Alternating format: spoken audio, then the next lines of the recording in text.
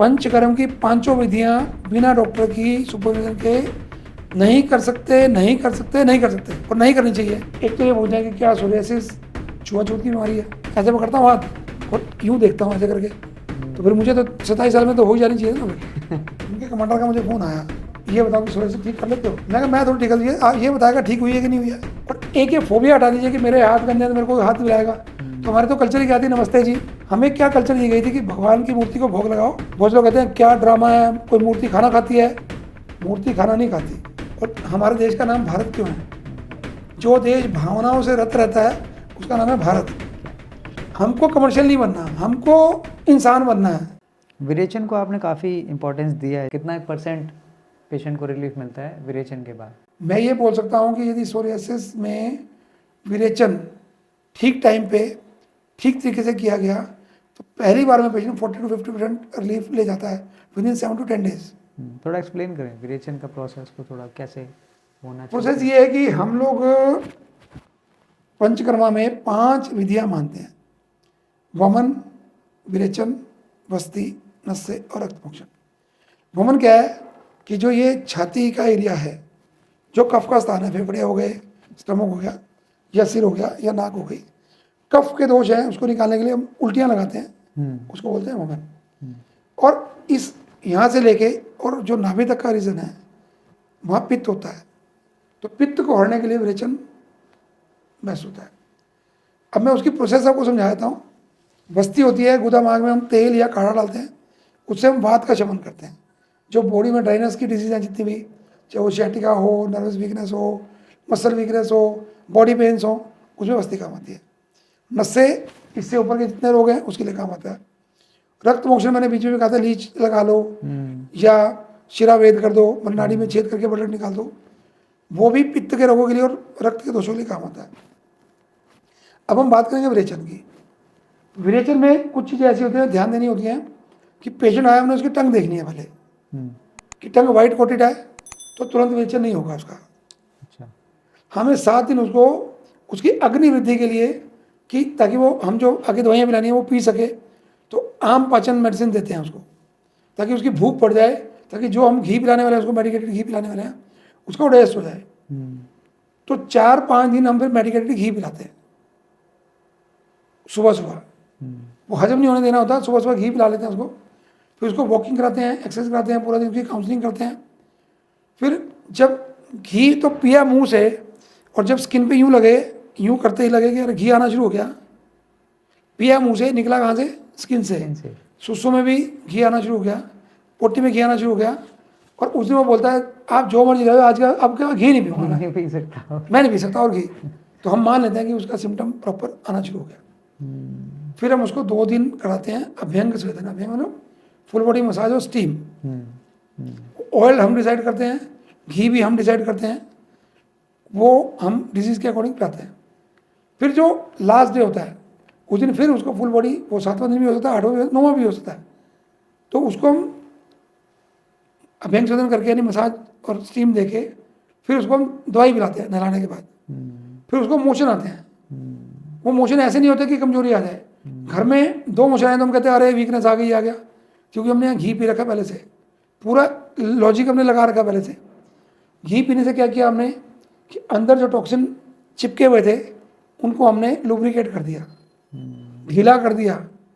कैसे कर दिया? जैसे आपकी कोई बोतल बंद हो बहुत दिनों से या कब्जा आड़ा पड़ा हो, क्या कहते हैं 2 बूंदे तेल गिरा तो नरम हो जाता है, ऐसे वो नरम हो गए। फिर जब हमने उसको मसाज और स्टीम की, उनको मेल्ट कर दिया हमने। पहले क्या किया? लुब्रिकेट किया, यानी स्नेह कर दिया उसको। मसाज और स्टीम से उसको हमने क्या कर दिया? गर्मी से मेल्ट कर दिया। मेल्ट करके वो कहाँ गया? ब्लड में आ गया। और जितने 10 लगाए तो क्या हुआ? वो दवाई ऐसी है कि वो सारा जाके जब सारा सक करती है और इंटेस्टाइन से वो नीचे इकट्ठा करती है और पेट में वो जाके पानी इकट्ठा हो जाता है सारा, उसमें सारे टॉक्सिन सक होकर आते हैं और वो निकलता है बाहर। उससे किसी को 10 मोशन आते हैं, किसी को 15, किसी को 20, कोई बहुत मोटा तो उसको 30 भी आते हैं।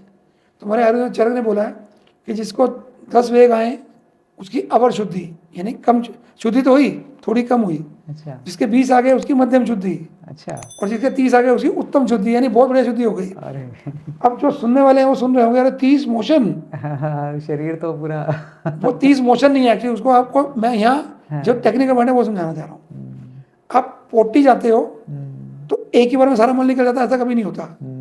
एक बार आता है बहुत जोर से मोशन, उसको बोलते हैं वेग।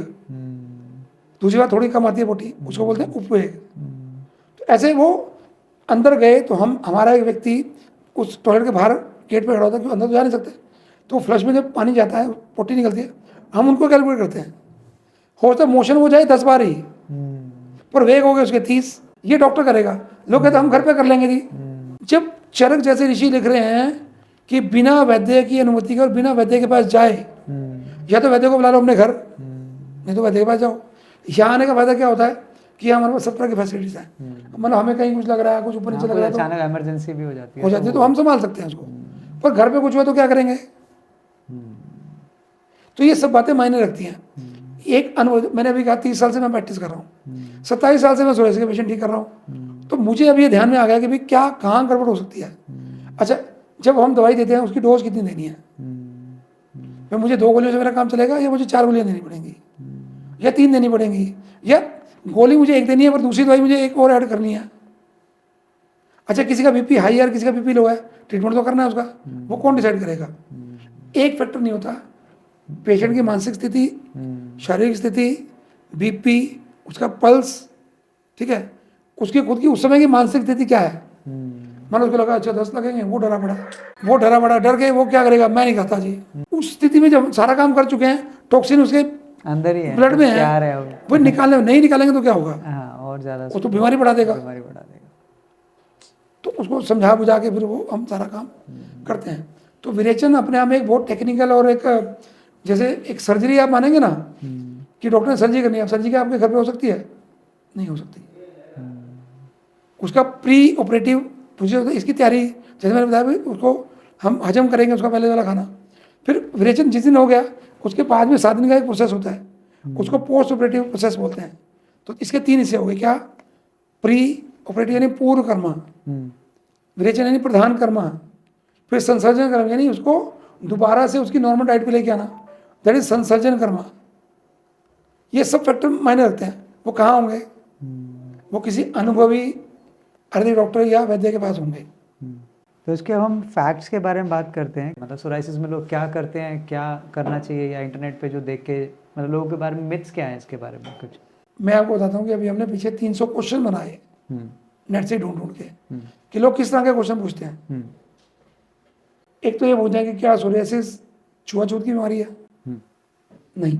टच करने से लोग डरते हैं। मैं कह रहा हूँ, अब मेरे पास पेशेंट आते हैं, मुझे देखना होता है तो मैं क्या करता हूँ, ऐसे पकड़ता हूँ हाथ और यूँ देखता हूँ ऐसे करके, तो फिर मुझे तो 27 साल में तो हो ही जानी चाहिए ना फिर।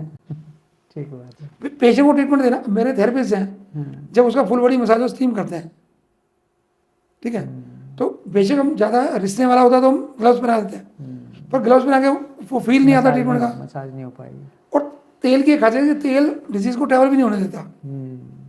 हमारे तो ये प्लस पॉइंट है। ये तो पेशेंट नहाता भी है, रूम में रहता भी है, सब कुछ करता, तो हो जानी चाहिए थी, फिर नहीं हुई ना, इट मीन्स ये तो है नहीं, ये एक फैक्ट नहीं है।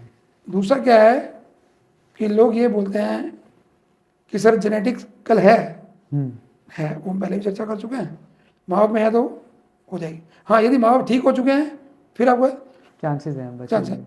इसमें असली कारण क्या है? सर शैम्पू कौन सा यूज़ करें? मैं फिर एक बात कहता हूँ, शैम्पू कोई भी हो, सब में कास्टिक होता है। हमें क्या दिखता है? झाग। हमारी दादी के टाइम तो शैम्पू नहीं होता था, क्या वो सिर नहीं धोती थी? क्या उनके बाल सिल्की नहीं होते थे? तो हमने क्या कर रखा है, यहाँ मूंग की दाल का पाउडर और शिकाकाई को मिला के, उसका आप शैम्पू बोलो, उसको पाउडर बोलो, हेड वॉश सोप बोलो, या कुछ बोलो, पाउडर देते हैं हम। उससे क्या है कि जो चिकनाहट बॉडी को चाहिए उतनी मिलती है और बाकी निकल जाती है। तो हम क्यों आर्टिफिशियल लाइफ में जीना चाहते हैं? अगला कारण होता है कि सर लाइफस्टाइल का कोई रोल है। 100% लाइफस्टाइल का ही रोल है। दिन में जागना होता है, रात को सोना होता है। जब पक्षी सो जाते हैं रात को, जानवर सो जाते हैं, हम क्यों नहीं सोते हैं? उड़ीसा में एक CISF के जवान, रहने वाले यूपी के हैं, पोस्टिंग कहाँ पे है, उड़ीसा में।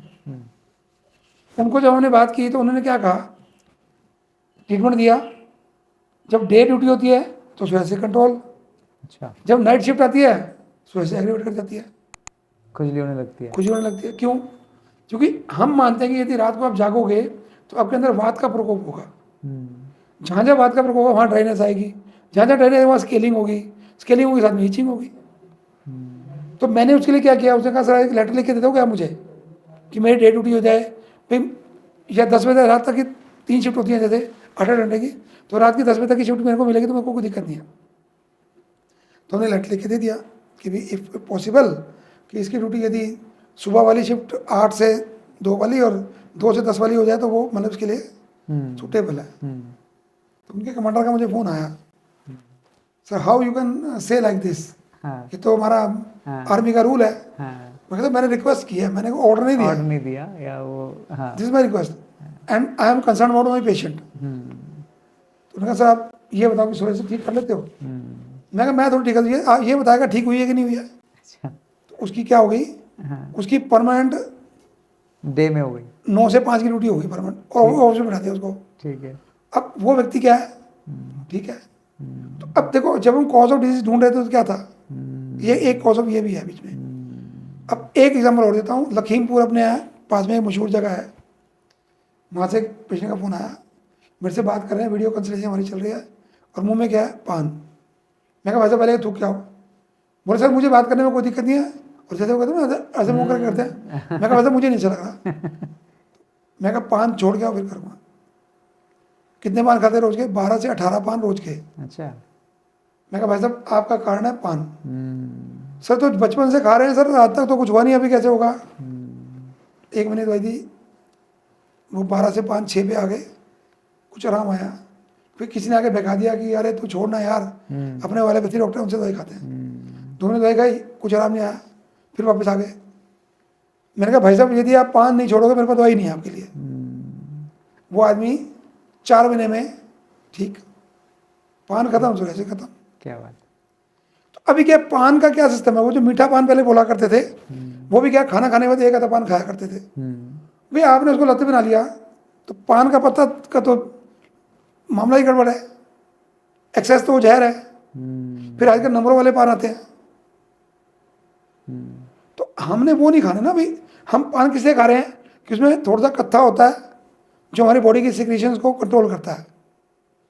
जैसे दांतों से ब्लीडिंग हो रही है या एनस से ब्लीडिंग हो रही है, कत्था वो काम करता है। चूना होता है उसके अंदर, वो आपकी हड्डियों को मजबूत करता है। हम पान तो खा रहे थे उस काम के लिए, हमने खाने शुरू कर दिए तम्बाकू वाले पान, तो क्या होगा। बुरा कुछ नहीं, मैंने बीच में 3-4 बार पहले भी कहा, दुनिया में बुरा कुछ नहीं है, बुरा तो कंपैटिबिलिटी का है। कॉम्बिनेशन उसका हमारे साथ वो कंपैटिबल है या नहीं, है नहीं। मतलब ये प्लग है, इस प्लग में शू वही जाएगा ना जो इसके साइज का होगा। बिल्कुल, छोटा प्लग है, प्लग बड़ा है, और आप स्विच को घुसाना चाह रहे हो तो कैसे घुसेगा। इसमें एक ही लाइन याद रखें, मैं तो एक ही लाइन बोलता हूँ कि आज हमें घर में एक चॉइस मिल गई कि मुझे दूध सूट करता है, मैं दूध पीना चाहता हूँ, मेरी चाय पीने की इच्छा नहीं है। मुझे घर में क्या, मुझे बाहर भी वो चीज़ अवेलेबल है। पर कर क्या रहे हम, शर्माई, मैं आपके घर आया और आपने मेरे आगे चाय रख दी, मैं चाय पीता नहीं हूँ, मैंने इसलिए पी ली कि आप नाराज ना हो सर्व किया। हाँ, मैं कहता हूँ 100 बार बुरा लगे, 100 बार बुरा लगे, आप अगली बार जिंदगी में मुझे चाय नहीं पूछोगे। यदि मेरी आपकी दोस्ती पक्की है तो चाय से थोड़ी दोस्ती है मेरी। ठीक बात। मुझे आपके घर बैठना है, आपको मेरे घर बैठना है, तो हम कुछ और लेके बैठ सकते हैं, हम दूध लेके बैठ सकते हैं, हम फ्रूट लेके बैठ सकते हैं। चाय के साथ एक और भी तो है ना, नमकीन तो या साथ में सर्व होता ही है, वो इसके साथ एक डायरेक्टली कॉज यही है कि कुछ ना कुछ नमकीन। ये भी आ गया। दूसरा मैं एक चीज़ और बोल रहा हूँ साथ में कि हमें जो सूट करता है, मानो मेरी एक आदत, अपनी पर्सनल आदत है, मैं आपके घर गया, आपने चाय रखी, मेरे कहने के बाद मना नहीं किया आपने, मैं क्या करता हूँ कप को एक बार मुंह तक लगाता हूँ और अगले कोई बातें करनी शुरू कर देता हूँ। चाय में क्या होता है, थोड़ी देर में चाय ठंडी हो जाती है, बात पूरी हुई, मैं उठ के चलने लगा, आप कह रहे हो चाय तो पी नहीं आपने। मैं कहा वैसे कोई नहीं, अगली बार पियेंगे, ठंडी होगी चाय अगली बार पियेंगे। अब अगली बार क्या होगा, मैं आपके घर जाऊँगा, मैं फिर कहूँगा वैसे चाय मत बनाना, तो आपको नहीं डॉक्टर साहब पिछली बार भी आपकी चाय रह गई थी। मैं कहा जब मैंने पीनी होती है ना मैं पिछली बार ही पी जाता, पी देता। मुझे पीनी नहीं थी, इसे छोड़ के गया था। अब बताओ कितनी बार चाय पिया है मैंने आपके घर। ठीक बात है, तो अब एक बार मना करो, एक बार का मना किया वो जिंदगी भर का आपका सुख रह गया। सही बात। और आज बहुत से लोग मेरे लिए खड़े होते हैं साइड में कि डॉक्टर साहब चाय नहीं पिएंगे। भाई तू चाय मुझे पिला दे, डॉक्टर साहब नहीं पिएंगे चाय। शराब है, मैंने आज तक कभी जिंदगी में शराब टच करके नहीं देखी। मेरे खुद के रिश्तेदार मेरे सपोर्ट में खड़े होते हैं कि भाई डॉक्टर साहब चाय ये शराब नहीं पिएंगे, जिसको पीनी है पिए, डॉक्टर साहब नहीं पिएंगे। और अपना एक ऐसा सिस्टम हो गया कि यदि 100 लोग खड़े हैं और मैं बाई चांस उस ग्रुप में चला गया, लोग पी रहे हैं, मना किसी को नहीं करता, जिसको पीनी हो तो मेरे कहते पिएगा, नहीं पिएगा तो पिएगा। पर यह कि जहाँ 10 पैक भी नहीं हो या 4 पैक भी नहीं हो, वो 1 पैक भी मतलब पीछे हट जाता है। जब मेरे सामने हटता होगा, पीछे से पीता होगा, वो अलग बात है, पर मुझे अच्छा लगता है कि चलो मेरा इतना रिस्पेक्ट तो है। भाई इतने समाज में एक वो है कि भाई डॉक्टर साहब खुद जो करते हैं वो करवा भी लेते हैं। ये मिथ सबसे बड़ा है कि कभी किसी के कहने से कुछ काम नहीं करना, सिर्फ वो काम करना है जिससे मेरे को नुकसान ना हो। ये तो है सच्ची दोस्ती। और फॉर्मेलिटी की दोस्ती नहीं है। आजकल हमारे पास सोशल मीडिया पे लाखों फॉलोअर्स हैं, लाखों फ्रेंड्स हैं, असली के कितने हैं? जो मेरे दुख में आगे खड़ा होता है वो कितने हैं? सही बात। तो आज क्या बॉन्डिंग की जरूरत है। वो बॉन्डिंग किसे चाहिए? सबसे पहले बॉन्डिंग होती है अपने शरीर से। क्योंकि मेरा तन ठीक है, मेरा मन ठीक है, तो मेरी आत्मा भी ठीक रहेगी, मेरी बुद्धि भी ठीक रहेगी। जैसे आज आप और मैं बैठे हैं, इस बात को हम क्या कर सकते हैं? इसमें से कुछ टुकड़े टुकड़े निकाल के जो कोई लगता है उनको हम दे सकते हैं। तो हम क्या बांट रहे हैं? ज्ञान। तो हमें क्या देगा कोई? अरे समुद्र में से 2 बाल्टी निकालो तो समुद्र में 2 पानी और आ जाएगा, बढ़ता है उसमें। तो हमारा ज्ञान बढ़ रहा है, तो ज्ञान बढ़ रहा है। हाँ, तो डॉक्टर साहब मैं लास्ट में आपसे सिर्फ ये पूछना चाहता हूँ, बहुत से पेशेंट हैं जिन्होंने अभी ये एपिसोड पूरा देखा होगा, तो बहुत से ऐसे भी होंगे जो अभी सीवियर कंडीशन में होंगे, जैसे आपने बताया कि मेंटल हेल्थ बहुत ज़्यादा इसमें डिस्टर्ब होती है, तो उनके लिए क्या 2 शब्द आप कहना चाहेंगे कि जो इस परिस्थिति से गुजर रहे हैं, जिनको लग रहा है कि शायद हमारे कोई होप ही नहीं है?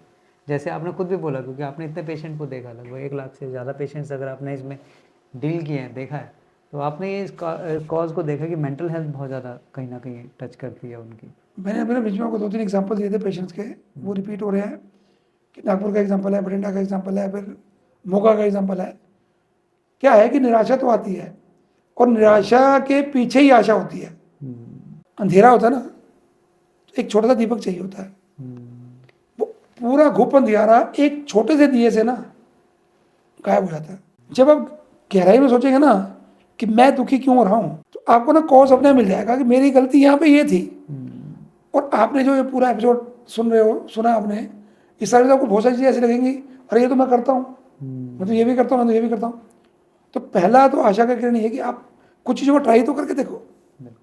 और दूसरा रास्ता क्या है? और एक ये फोबिया हटा दीजिए कि मेरे हाथ गंदे हैं तो मेरे को हाथ मिलाएगा। तो हमारे तो कल्चर ही क्या थी, नमस्ते जी, नमस्कार जी, प्रणाम जी, तो हम ऐसे मिल सकते हैं ना लोगों से। और हमने ये कह ही दिया कि छूत की बीमारी है ही नहीं। तो भगवान जो है ना वो कहाँ है? हम कई बार गाली निकालते हैं, भगवान तूने मुझे ये बीमारी क्यों दी? भगवान ना यहाँ पे है। हम उस भगवान को भूल चुके हैं। क्या हम जो मूर्ति है भगवान की, उसको नौनी का भोग लगाते हैं क्या? क्या उसको शराब का भोग लगाते हैं क्या? क्या उसको लहसुन प्याज खिलाते हैं क्या? तो हम कैसे खा सकते हैं? तो लहसुन प्याज से भी कुछ है? नहीं, मैं एक एग्जांपल दे रहा हूँ कि मैं एग्जांपल दे रहा हूँ, ज़्यादा गर्म चीज़ें खाएंगे तो हो सकता है, पर यदि मैं आपको एक बात बता रहा हूँ कि यदि हम लॉजिकली चलें, हमें क्या कल्चर दी गई थी कि भगवान की मूर्ति को भोग लगाओ। बहुत लोग कहते हैं क्या ड्रामा है, कोई मूर्ति खाना खाती है। मूर्ति खाना नहीं खाती, हमारा भाव जो है ना वो खाना खाता है। हम क्या सोच के खा रहे हैं कि हम भगवान का भोग खा रहे हैं, हम भगवान का प्रसाद खा रहे हैं। वो प्रसाद खाओगे कभी बीमार नहीं होगे, और यदि खाना खाओगे तो बीमार हो गए ही होगे, और यदि चस्के लेके खाओगे तो ज़्यादा बीमार होगे। तो इस निराशा में आशा क्या है कि मैं उस भगवान को यहाँ बिठाऊं, उसको मैं भोग लगाऊं। मैंने बहुत सारी चीज़ें ऐसी बताई कि जो आप घर पे ट्राई कर सकते हो। उसके बाद नहीं तो हमसे एक ऑनलाइन आप कंसल्टेशन मत आओ। आपको लगता है नहीं डॉक्टर तो ऐसे बोले जा रहे हैं, ठीक नहीं होगा, कुछ नहीं होगा। मेरी कोई बात आपको अच्छी लग जाए और आपको घर बैठे बैठे कोई सोल्यूशन मिल जाता है, तो मैं तो जीवन सार्थक इसी में ही है कि जब फिर एक एग्जाम्पल, ऐसे बहुत सारे एग्जाम्पल है। एक पेशेंट ने मुझे यूट्यूब पे लिखा कि सर आपके वीडियो देख देख के हम तो घर पे ही ठीक हो गए जी। क्योंकि हम क्या करते हैं, हर बार क्या बोलते हैं, जैसे किसी ने आगे बोला कि मुझे गोलगप्पे से हमें लगा, हमने उसको पूरा वीडियो बना दिया। फिर मैंने कहा नॉन वेज, हमने उसका पूरा वीडियो बना दिया, क्या क्या कॉम्बिनेशन है उसका वीडियो बना दिया। हम क्या करते हैं कि आप क्वेश्चन तो डालो, आंसर हम देंगे आपको। और मैं ये मानता हूँ यदि मेरे पास आपके क्वेश्चन का आंसर है तो मेरे पास ट्रीटमेंट है। जिस दिन मेरे पास आपके क्वेश्चन का आंसर खत्म होगा उस दिन मैं ही सॉरी बोल दूंगा कि सर आपकी डिजीज ऐसी है कि मैं ठीक नहीं कर पाऊंगा, उसके लिए सॉरी। क्योंकि पैसा तो दुनिया कमाती है, आशीर्वाद कितने कमाए आपने। और हमारे देश का नाम भारत क्यों है? जो देश भावनाओं से रत रहता है उसका नाम है भारत। क्या हमको कमर्शियल नहीं बनना, हमको इंसान बनना है। एक इंसान दूसरे इंसान के काम आता है। ये गैजेट जो है ना ये अच्छी हैं, पर ये मुसीबत में काम आपको जैसे उठा के लेके जाना है। फिर वो एग्जांपल है, अभी हमारी सुरंग में लोग फंसे हुए थे, वो कैसे काम हुआ? इमोशन था ना, इसलिए हो गया बस। ऐसे ट्रीटमेंट भी ऐसे ही होता है कि हम मिल के काम करेंगे तो काम हो जाएगा। तो ये डॉक्टर मनोज उर्बानी जी से हमारी खास चर्चा हुई इस पे, जो पूरा का पूरा पॉडकास्ट हमने इस पे रिकॉर्ड किया। सोराइसिस जो एक बहुत लाइलाज बीमारी के नाम से जानी जाती है, डॉक्टर साहब ने पूरे एग्जाम्पल से आपको प्रूफ के साथ दिखाया। कितने पेशेंट डॉक्टर साहब को मिले पूरे लाइफ करियर में, पूरे 27 साल से डॉक्टर साहब इसका ट्रीटमेंट कर रहे हैं। और 30 साल डॉक्टर साहब को पूरा प्रैक्टिस में, और 27 साल बताते हैं कि उस टाइम पे बहुत कम पेशेंट होते थे इस चीज़ के, लेकिन आज हर घर में, मतलब हर 100 में से 10 पेशेंट सोराइसिस के पाए जाते हैं। उसका कारण सारा हमने इस पूरे पॉडकास्ट में डिस्कस किया। हमारा खाना पीना, आज के टाइम में जो भी हम केमिकल का जो भी खा रहे हैं, ये बहुत मेजर कारण है हमारे इस प्रॉब्लम का। तो डॉक्टर साहब से संपर्क करने के लिए डॉक्टर साहब, हम चाहते हैं कि डॉक्टर साहब अपना एड्रेस बताएं और आपका कहीं भी जो भी यूट्यूब चैनल है आपका वो बताएं, ताकि लोगों को सर्च करने में आसानी हो सके और जो लोग मिलना चाहते हैं आपसे वो संपर्क कर सकें। बिल्कुल सिंपल है, आप नेट पे जाके डॉक्टर मनोज विमानी डाल देंगे तो सब चीज़ें वहाँ मिल ही जानी है। मिल जाएंगे, सही वहाँ बात। फेसबुक पेज है आयुर्वेद गुरु के नाम से, वो मिल जाएगा। आयुर्वेद गुरु के नाम से यूट्यूब चैनल है, और हॉस्पिटल का नाम भी आयुर्वेद गुरु 95 दयाल सिंह कॉलोनी करनाल हरियाणा ये है। और नंबर 9416011800 पर फ़ोन करेंगे तो भी हम आपके साथ के साथ करें। अवेलेबल हैं। नहीं तो व्हाट्सएप पे आप अपना क्वेश्चन छोड़ दीजिए, तो हमारी कोशिश होती है, साथ में अपनी पिक्स छोड़ दीजिए। फिर हमारे अगले क्वेश्चन आने शुरू होंगे आपको कि आप क्या खाते हो, कैसे खाते हो, लाइफस्टाइल क्या है। हो सकता है हम आपको ईमेल आईडी दें, वहाँ पे ईमेल आईडी पे आपसे एक्सेल शीट मंगाएं आपसे। तो काउंसलिंग सबसे इम्पोर्टेंट काम है, वो हम करते हैं। तो ये थी एक खास मुलाकात डॉक्टर साहब से, खास सोराइसिस के ऊपर।